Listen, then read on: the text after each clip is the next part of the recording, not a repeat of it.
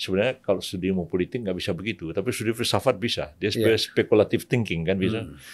Dan memang saya melihat ada beberapa hal yang dia pikirkan itu wujud dalam kenyataannya.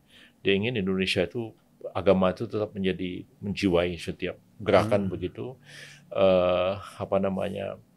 Tidak lagi terjadi dikotomi yang begitu tajam antara partai Islam dengan partai nasionalis. Itu sebenarnya terjadi di zaman Nasir. Tapi bahwa etik yang menjadi fondasi demokrasi itu tidak terjadi sekarang seperti yang dibayangkan oleh Nasir. Jadi saya asyik juga saya menulis ini begitu. Jadi seolah-olah saya menghadirkan Nasir seolah dia hidup sekarang.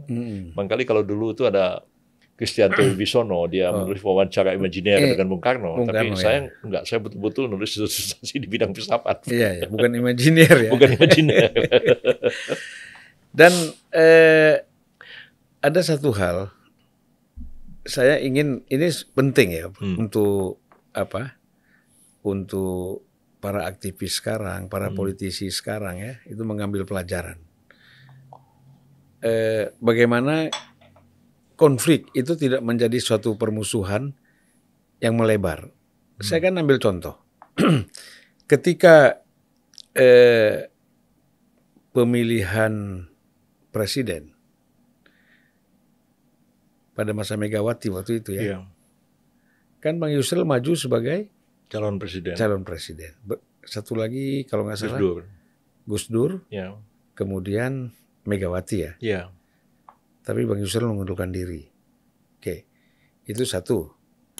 Yang kedua kemudian pada saat Ibu Mega Gus Dur turun, Ibu Mega kan menjadi presiden, calon presiden. Bang Yusril maju lagi nggak?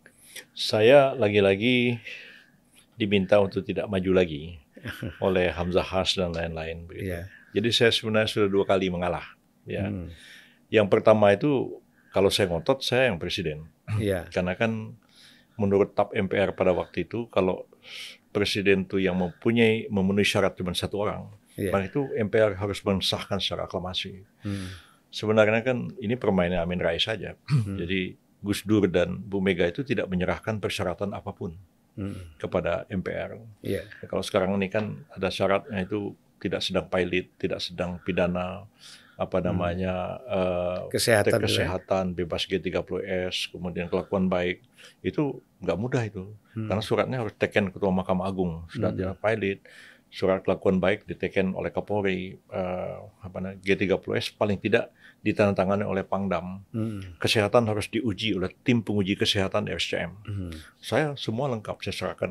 Gus Dur dan Mega tidak menyerahkan selembar persyaratan apapun.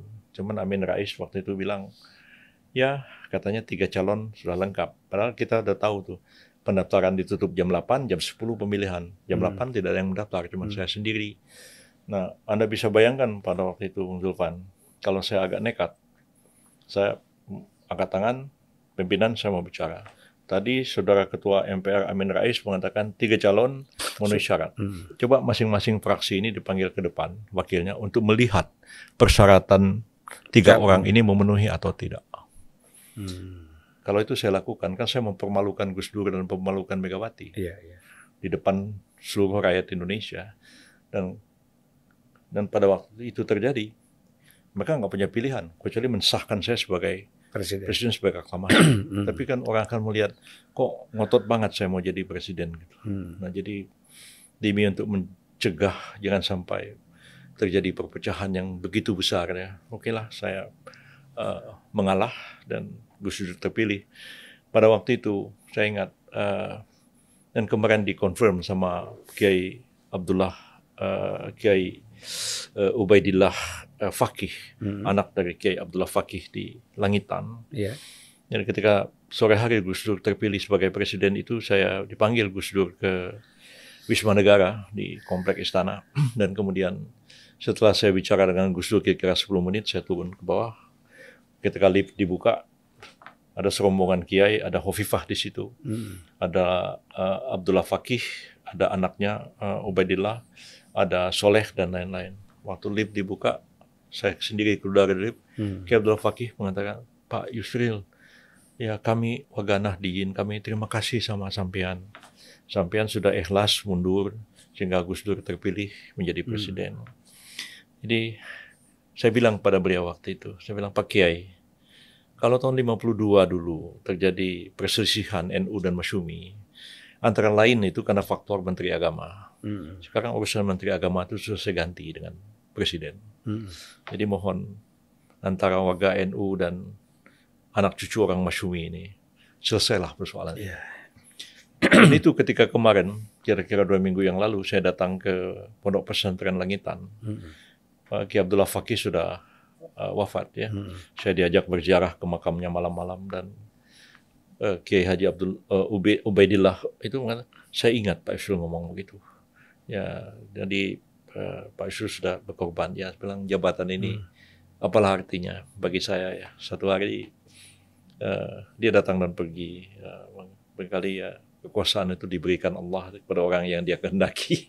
Ya, dia cabut dari yang dia kehendaki juga. Jadi saya pikir mungkin sudah nasib saya barangkali gak bisa jadi presiden walaupun tinggal selangkah lagi saya jadi presiden. Tapi ya setelah itu zaman terus berubah ya. Sistem pemilihan kita menjadi presidensial, menjadi pemilihan langsung. Dan betul yang tadi Pak Zulfan katakan bahwa ketika Gus Dur jatuh, kemudian Bu Mega menjadi presiden, saya didatangi oleh banyak orang, ya termasuk saudara Lukman Hakim yang masih ada sekarang yang menulis banyak buku ya, dan datang ke rumah saya dan meminta dengan sangat supaya saya tidak maju dan mereka ingin supaya Pak Hamzah Has menjadi wakil presiden. Dan Pak Taufik Kemas juga sempat menelpon saya tentang hal itu dan meyakinkan saya supaya saya tidak maju. Pada akhirnya saya dibawa oleh teman-teman itu dihadapkan kepada Pak Hamzah Has di Hotel Sultan sekarang ini, Hotel Hilton. Ya, dan Pak Hamzah bicara dengan saya dan minta tolong supaya saya jangan maju karena akan memecah suara lagi. Jadi saya bilang saya ini selalu diminta untuk mengalah. Jadi saya pikir ya sudahlah. Walaupun sekarang ini juga disebut-sebut juga mungkin saya salah satu seorang yang dukung ya untuk di Pak Prabowo ini, disebut-sebutlah nama Pak Erick Thohir, disebut nama Pak Erlangga Hartarto, disebut nama saya juga. Pada akhirnya kita serahkan kepada Pak Prabowo siapa yang dia pilih ya, apa yang menurut pikiran beliau paling pas untuk mendampingi beliau ya. Dan saya belum tahu juga apakah bisa memenangkan pertarungan Pilpres tahun 2024 yang akan datang. Tapi bagi saya sebenarnya, kalaupun karir saya itu berhenti sampai di sini, saya pikir ya sudah, saya terima dan saya syukuri aja. Jadi kalau saya banding dengan orang tua saya, mohon maaf, ya, kedua-duanya sudah almarhum. Ibu saya itu SD aja nggak tamat sekolah. Ya. Kalau saya sampai sekolah, sampai jadi doktor, sampai jadi guru besar, artinya itu sudah sesuatu yang luar biasa ya. Bapak saya sekolah itu HBS, jadi singkat kayak SMA begitu di zaman sekarang ya, di zaman Belanda. Tapi bapak saya gagal ketika masuk kuliah, mau kuliah ya. Saya lulus kuliah dan bapak saya sangat senang ketika saya jadi sarjana hukum karena dia memang ingin jadi Master in Rechten pada waktu itu, tapi dia gagal karena keburu datang Jepang. Jadi nggak bisa melanjutkan sekolah lagi.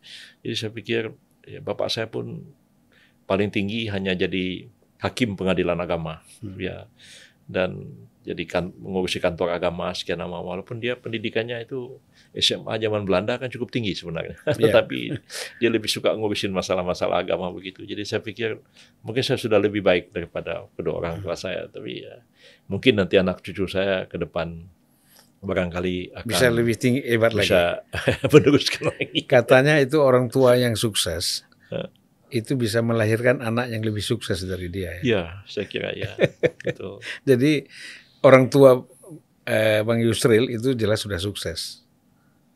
Ya mungkin tidak dari segi ilmu, tapi dari segi doa mereka ya. Iya betul. Ibadah mereka itu paling penting.